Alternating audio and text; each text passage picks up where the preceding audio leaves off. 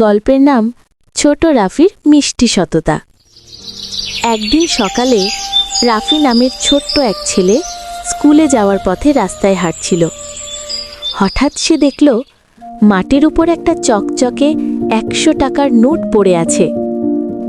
রাফি টাকা তুলে চারপাশে তাকালো, কেউ নেই। তার মনে একটা ছোট্ট দ্বন্দ্ব শুরু হলো। এই টাকাটা দিয়ে আমি আইসক্রিম কিনে খাবো, ভাবল সে। কিন্তু সঙ্গে সঙ্গে তার মার দেয়া উপদেশ মনে পড়ে গেল। তার মা তাকে বলেছিল, সত্যবাদী মানুষকেই সবাই ভালোবাসে রাফি। রাফি টাকাটা নিয়ে পাশের এক দোকানদার চাচার কাছে গেল।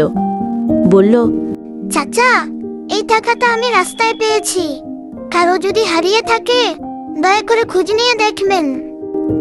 চাচা হেসে বললেন, বাবা, তুমি সত্যি ভালো ছেলে।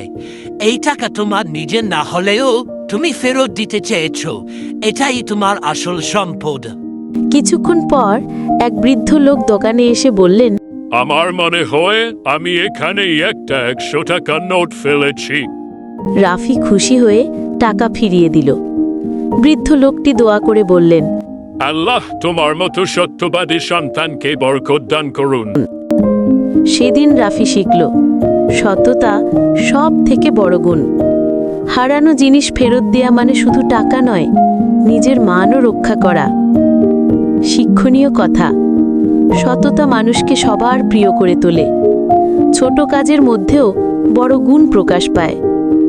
আল্লাহ সত্যবাদী ও সৎ মানুষকে ভালোবাসেন।